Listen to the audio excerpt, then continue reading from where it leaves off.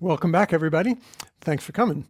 So we know how to run lots of models. We know how to write down the model and the formal version of the statistical model, write down the likelihood function, take the log of it, get the log of the likelihood function, put it into code, optimize it, find the maximum likelihood estimates and the variance covariance matrix, simulate from it, calculate any quantity of interest we want. What we need to do, though, is figure out whether that's the right model, whether that's the useful model, whether that model is misleading us or leading us to the right answer.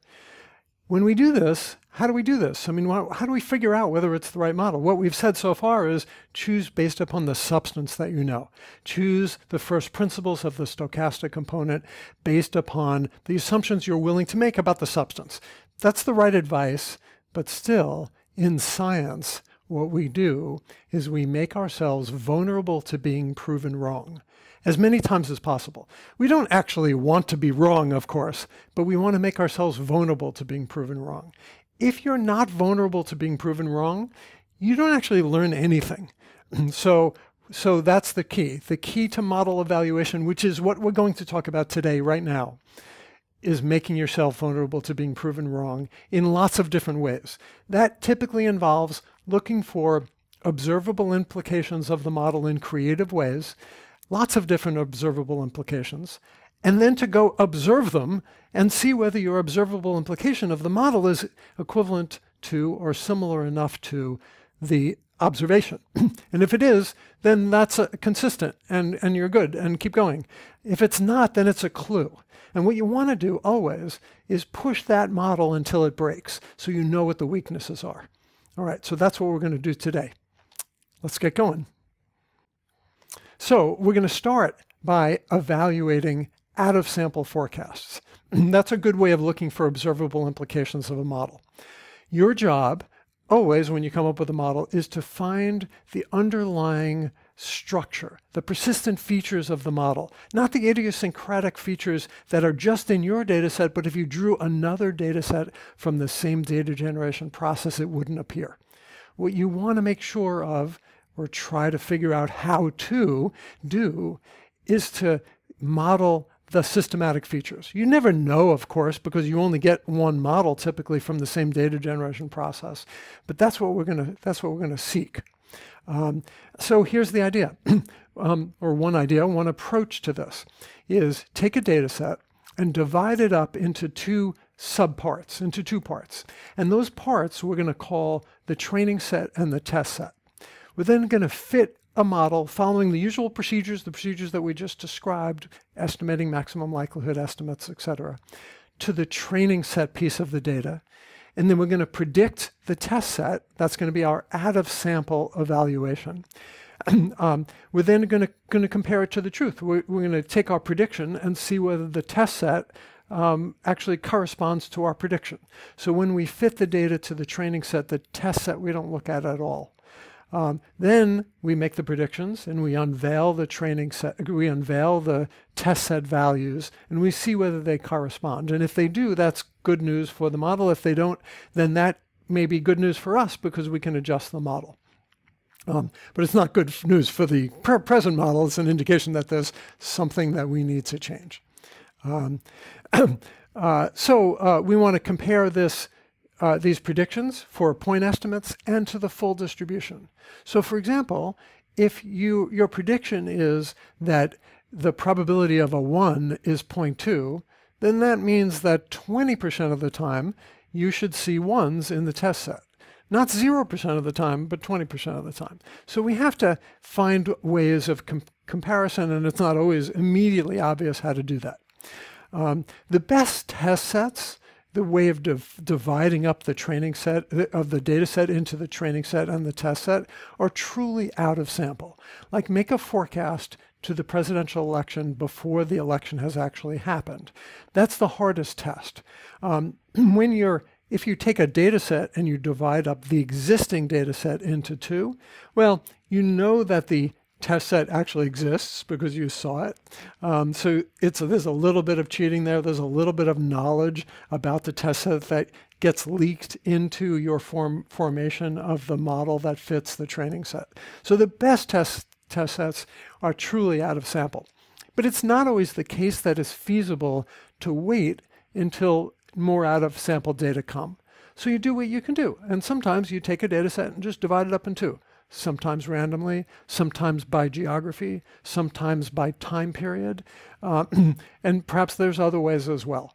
And each of these gives us some knowledge of what the right answer might be, because in each case we make ourselves somewhat vulnerable to being proven wrong. If the world changes between the training set and the test set, even if we modeled the systematic feature right, the model might fail anyway, right? Because if everything goes well, we are picking up the systematic features of the training set, but those systematic features might not persist into the test set if the test set world, the world from which the test set was drawn, has fundamentally changed. And that, of course, could happen at any time.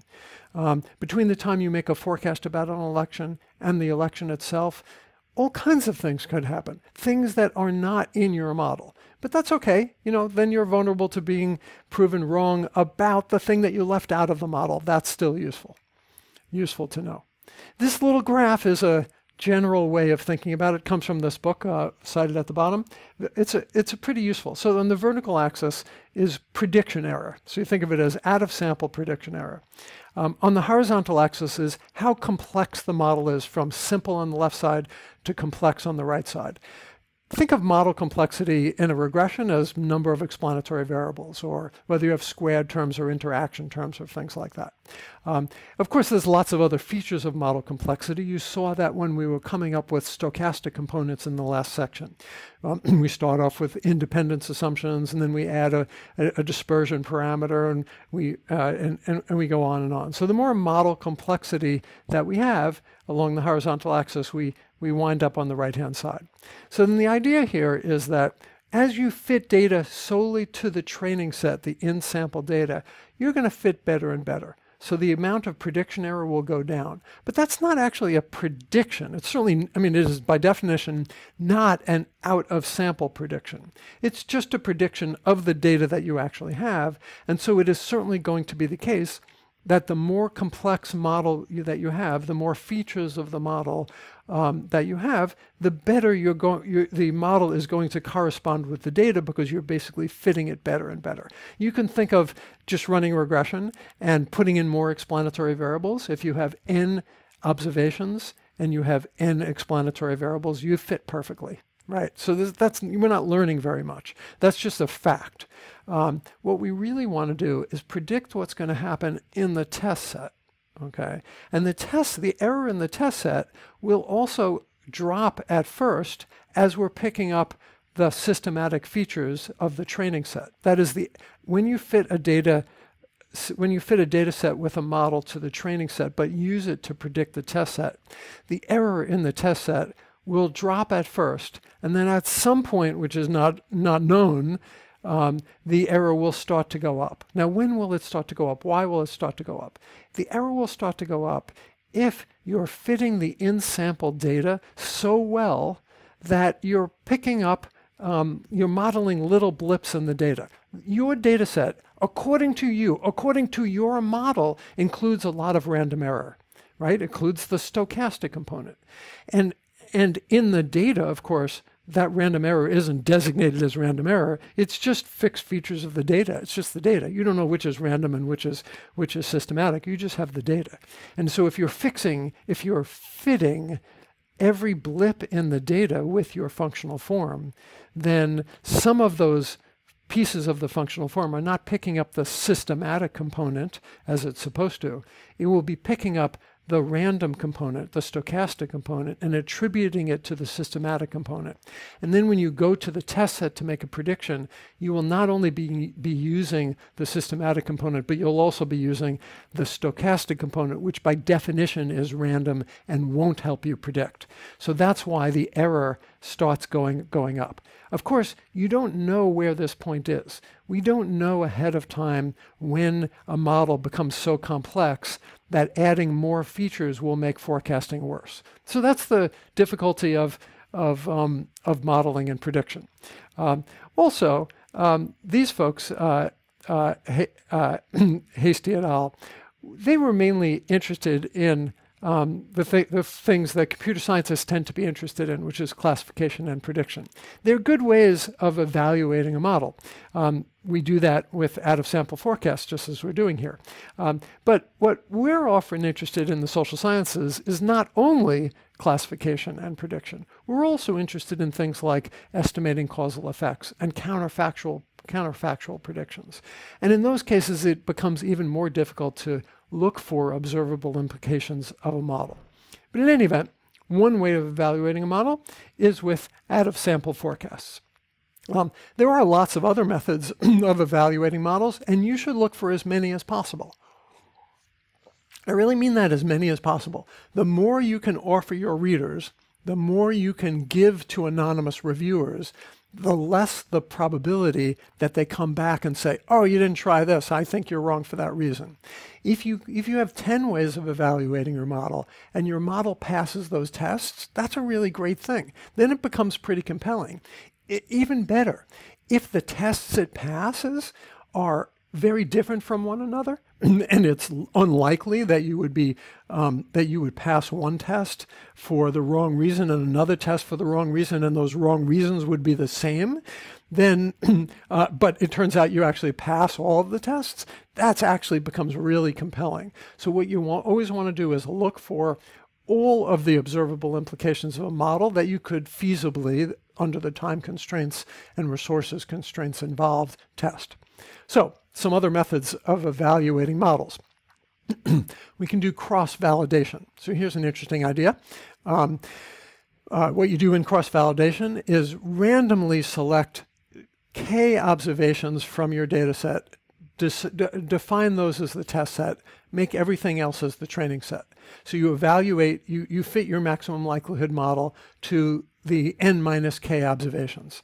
You then set aside another set of k observations, right? You put the test set back in, you randomly pull out another set of k observations, and you fit that one. And then you keep doing it, and you keep doing it, and you evaluate, and you repeat. And then you report your performance in trying to predict each of the test set, averaged over all the test sets. That has an advantage because any one test set, if you use it to evaluate, you might do really well or maybe really badly just because of random chance. So if you average over them, it gives you lots of test sets. Even better, of course, would be to wait long enough to have lots and lots of test sets. But typically data are in short supply, and so cross-validation is a pretty good way of going about doing this when you just can't wait. So for smaller data sets and data sets where it takes a long time to collect more data. So cross-validation is a great way. You should try it. There's software in R that will help you do this automatically. And it's a highly recommended approach. So another approach is to just see whether your data fits the model. You look for other kinds of observable implications of the model, compare it to observations. So just the fit of the model, all kinds of graphical approaches. If in sample the data are not fitting the model, if in sample an observation is 12 standard deviations from the regression line, then the odds of you ever observing that are so small that that one observation would indicate there's a real problem. So fit in general is a second good approach. For continuous variables, you can use to study fit the usual regression diagnostics, which you've presumably had a feel for or had a look at last semester. You can use plots of the residuals, y minus y hat, vertically, by, say, one of the explanatory variables horizontally, or maybe y hat horizontally, or maybe y horizontally. It's not clear which one of these, so why don't you do them all, right? Get a feel for what your errors look like. You can check the means and see whether there's a systematic pattern in the data. If you're making a mistake for certain types of observations, that's a clue that maybe you left out an explanatory variable, that maybe there's another feature of the model like a nonlinearity or an interaction that you could code up and include. But don't only look at the means. You can go beyond the means. You can look for the confidence intervals. So as this says here, you could plot E, the residuals, by the y-hats horizontally. And so if you had E vertically and so residuals vertically with 0 as no error, and y-hat horizontally, and you could draw a line at 0, and then also, so one line at 0, and also one line at +1 standard error and -1 standard error, and maybe plus and -2 standard errors. So it should be the case that about 66% of the data points fall in ±1 standard error, and 95% of the data points should fall in ±2 standard errors. So that's another way of having a look at the data. It may be that the means work, but the 95% confidence intervals are too conservative or too anti-conservative. Any of these could provide clues, and with those clues, we could then find some ways of doing better, of improving the model. For graphics, it's sometimes the case that you have data that it's all squashed up in the corner of the graph and you can't quite see it. So you want to make your graphics so that we can see them and so we can detect the errors. So transform bounded variables in an unbounded way. You have ways of doing that because we've reparameterized parameters to try to make them unbounded for numerical optimization. Well, for graphics, it's also useful to do that kind of thing. We can take heteroscedastic results that make it hard to see things and transform it so it becomes homoscedastic. We can just so we can see it better. We can highlight key results, label everything in the graph so that it becomes clear and compelling to our readers. Okay, let me give you another somewhat more specific example for binary models, because we've done logit and probit models. Let's get a feel for this because it's just a little different. We're gonna introduce a concept called ROC curves. Okay, so ROC curves they're called receiver operator characteristics curves. The name doesn't matter; it comes from a different field, but they're really useful. So the interesting issue here is that binary predictions, when you're predicting for 0 and 1, it turns out they require a normative prediction. And the reason why is because the models, like a logit and probit model, they produce a probability of a 1 and a probability of a 0. They don't produce a 1 or a 0. They just produce a probability. So how do you compare the probability to what you would actually observe in the test set, which is a 0 or a 1? Right? So it turns out that in order to make that comparison, there's a normative decision. Let me explain.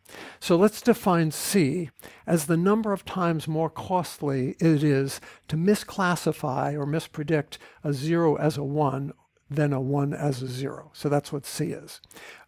C must be chosen independently of the data. So let's say we know it ahead of time. How do you get to choose something like C?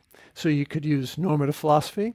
We could do a survey of policymakers, and we can say, hey, how much worse would it be to decide that it is really important that we go to war now and be wrong, versus decide we're not going to go to war now and be wrong? Which one of those is worse?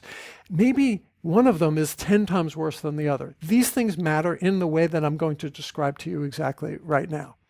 So turns out decision theory shows us that we should choose y = 1 when the probability, the predicted probability, is greater than 1 over 1 plus c. So that's very simple, okay? And so for example, if c is 1, so that means the cost of misclassifying a 1 as a 0 is the same as misclassifying a 0 as a 1. So in that case, you should predict a 1 when you see a predicted probability greater than 0.5. That's the intuitive case. That's what we would normally do, because 1 over 1 plus c, where c is 1, is 1/2. Suppose, however, that c is 2. So the cost of misclassifying a 1 as a 0 is twice the cost of misclassifying a 0 as a 1. In that case, then the threshold in terms of how you turn a probability into a 0 and 1 is 1 over 1 plus c, or 1 over 1 plus 2, or 1 over 3. So the threshold is different.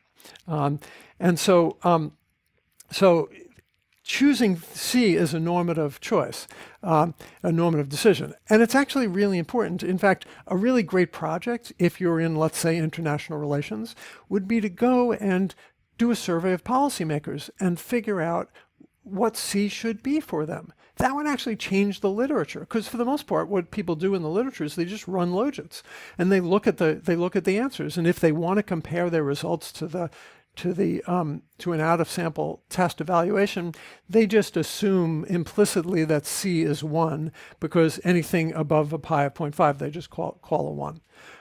That's not necessarily right. Okay, so what do you do then once you have C?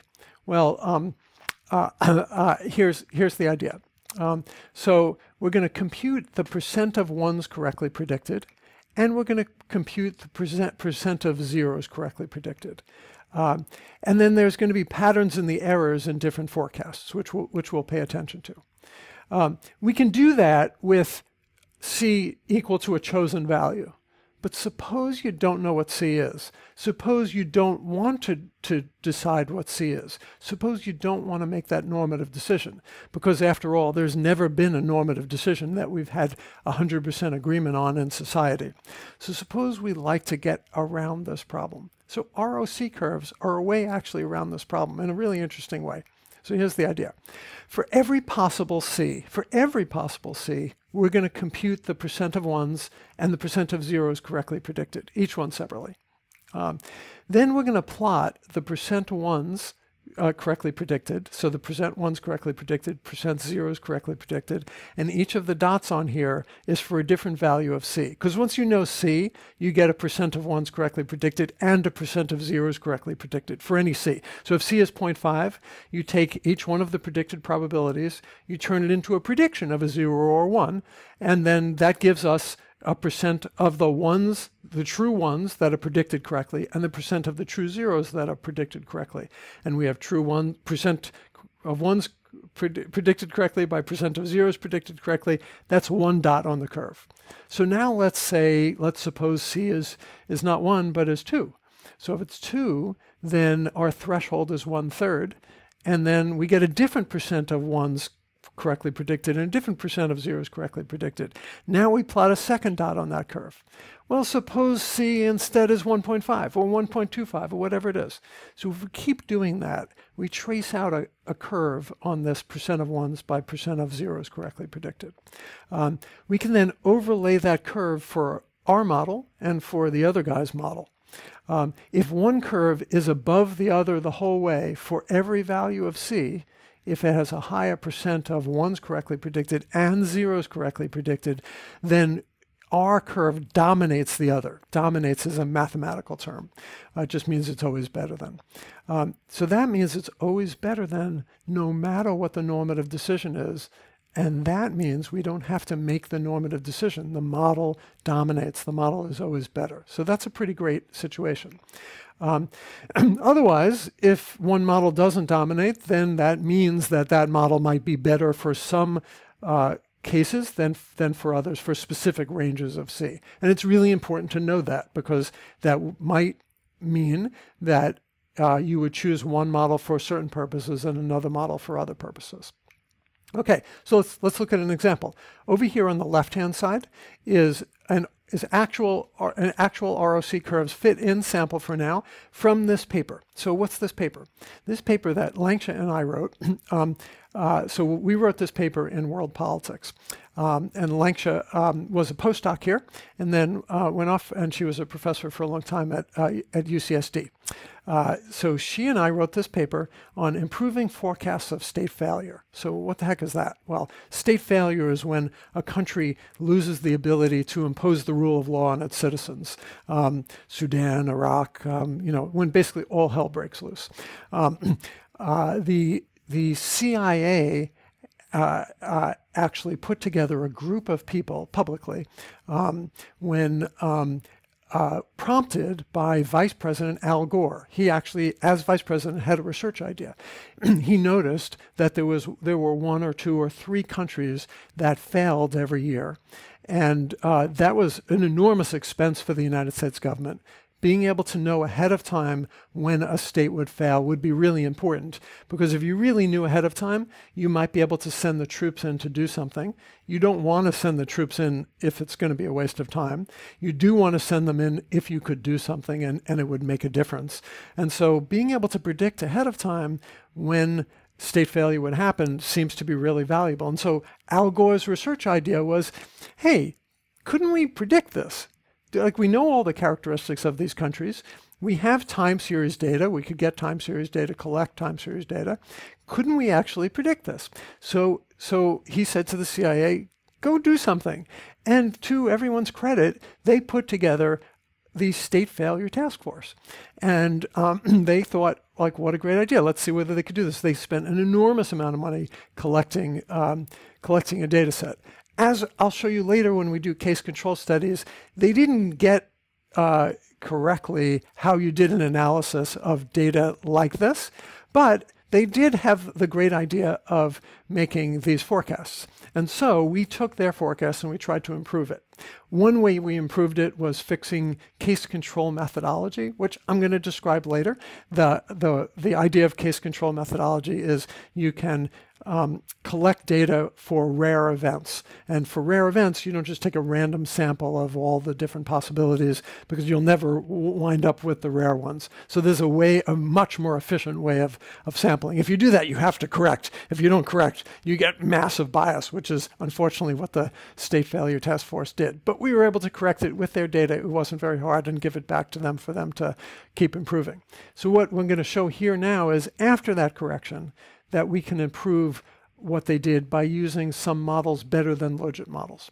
So back to the ROC curve. So what do we have here? Fitting in sample, this is the percent of ones correctly classified. This is the percent of zeros correctly classified. This is the State Failure Task Force model. Remember, what we would like to be over here. What is here? This is 100% of ones correctly classified and 100% of zeros correctly classified. So we want to be closer to that.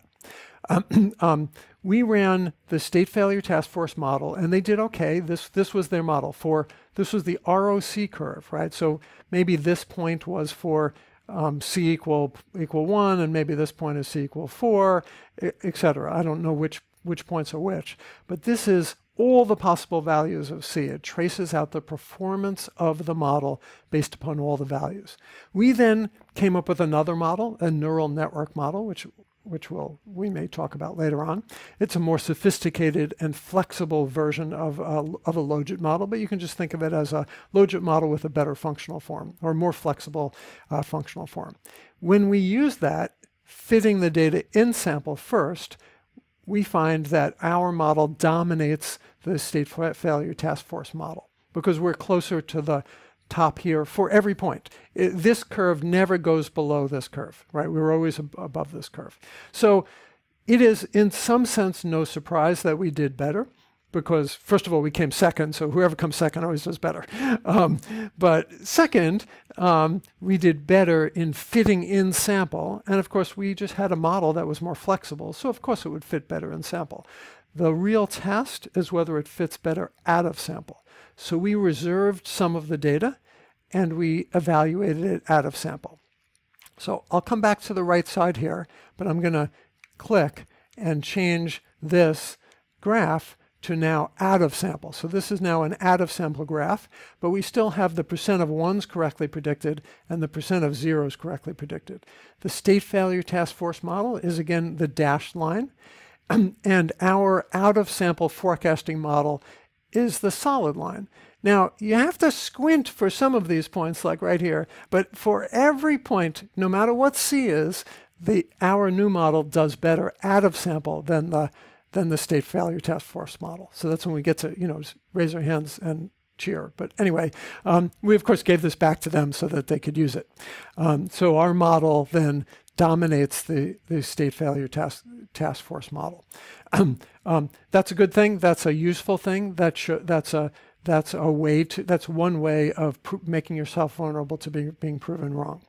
We actually went one more step in this, because when we did this, we were worried that what we might be accused of doing, or just inadvertently do, is we would take the data, of which it was quite limited, set aside the test set, fit the model to the training set, and see how well we did. But what we could have done is just if we didn't do well, we could fit another model in sample and see how well we did out of sample.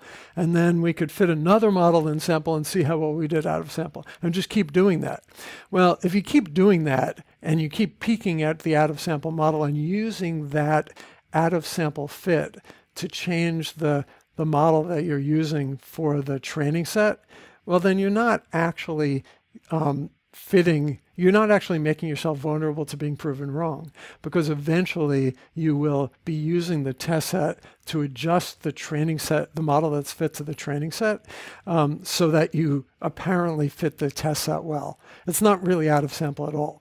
So what we did, because the stakes here were pretty high, getting this right really mattered for the United States government. It really matters for the people in these countries.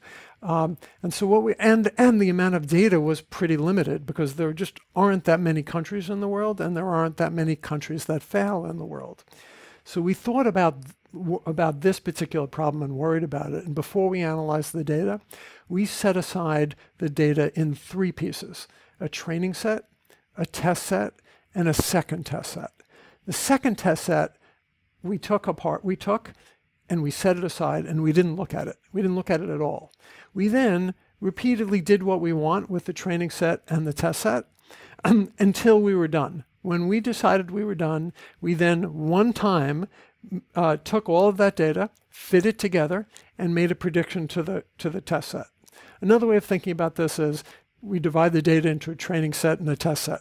We take the test set, put it over there, do not look at it, we're only going to evaluate it once, and then take the training set, divide it into 2 pieces, a piece which we're going to call in sample and a piece we're going to call temporarily out of sample, or a pseudo test set. And we're basically doing cross validation within the training set. And once we have that set, once we make our decision, then we make ourselves truly vulnerable to being proven wrong by looking at the third or the true test set. So that's what we actually did. You can see it in the article that we published in World Politics. And that way we were a little more sure that our conclusions were valid here. Okay, so let's go one more step. So that was ROC curves, very useful for evaluating models. There's another way of evaluating models, which is sometimes called calibration. So here's the idea. We're going to sort the estimated probabilities, each of the predicted probabilities from a logit or probit model, we're still doing binary variables, into bins. I'll explain what we're doing, but let me explain how we do it first. So we're going to sort them into bins, let's say of width 0.1. Depends on how much data you have. You can change the width of the bins. But we did it from 0 to 0.1, 0.1 to 0.2, 0.2 to 0.3, all the way up to 0.9 to 1. Okay? So all the data are sorted into those bins with the estimated probabilities determining what bin you're in. In each bin, we computed 2 estimates of the probabilities of the average probability within that bin. One was parametric, which comes from our model, or one was model-based, and one was non-parametric or non-model-based.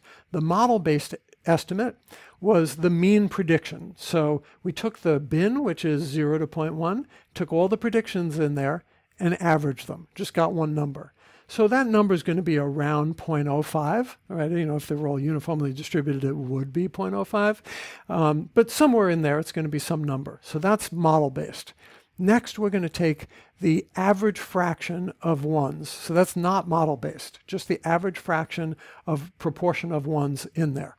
Then we're going to plot A by B. We're going to plot the mean predictions from the model with the non-parametric, just data-based estimate of the fraction of ones. And we're going to look for any systematic deviation from the 45-degree line. We would obviously like to be able to have our model mean estimates to be to exactly predict the observed fraction of ones. That won't happen exactly because there's random variability. But we would like there to be no systematic deviations from the line, and that's what we're going to look for. So here's the 2 graphs. I like to have them side by side. This is the ROC curve again, but let me now focus over here. So this is in sample, calibrated probabilities. So On the vertical axis is the mean probability. So this is model-based, and here is the fraction or the proportion of ones. The state failure task force in sample model looks pretty good. It's modeling the 45-degree line.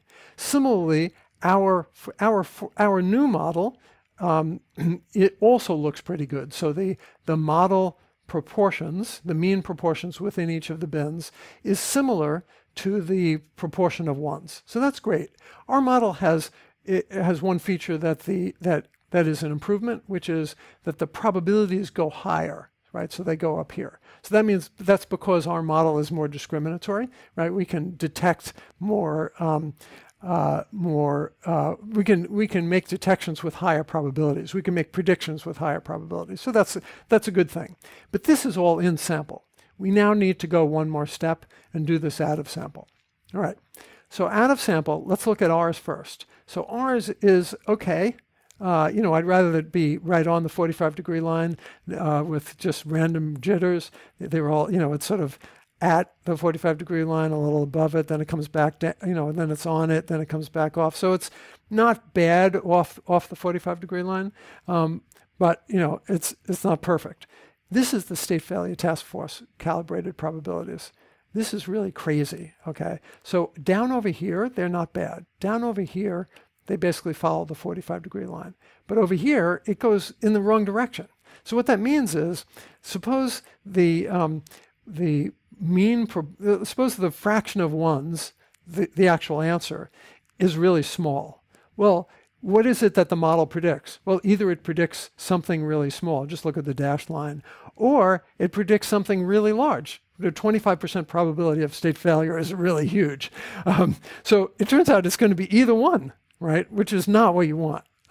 So this is another case, just like over here, where we dominated the state failure task force in terms of the ROC curve. We dominated it also in terms of calibrated probabilities. So that means the actual probabilities that come out of our model are more likely to be the actual probabilities of state failure. Okay, so that's all we have on evaluating models. To do it more generally, we're going to really always pay attention to and try to develop methods for making yourselves vulnerable to being proven wrong. We do that in lots of different ways, all of which involve looking for observable implications from the model, and then we compare those observable implications to the fact. We've shown you a number of ways of doing that in general, and also special cases for binary models. So thanks for listening. We'll see you next time.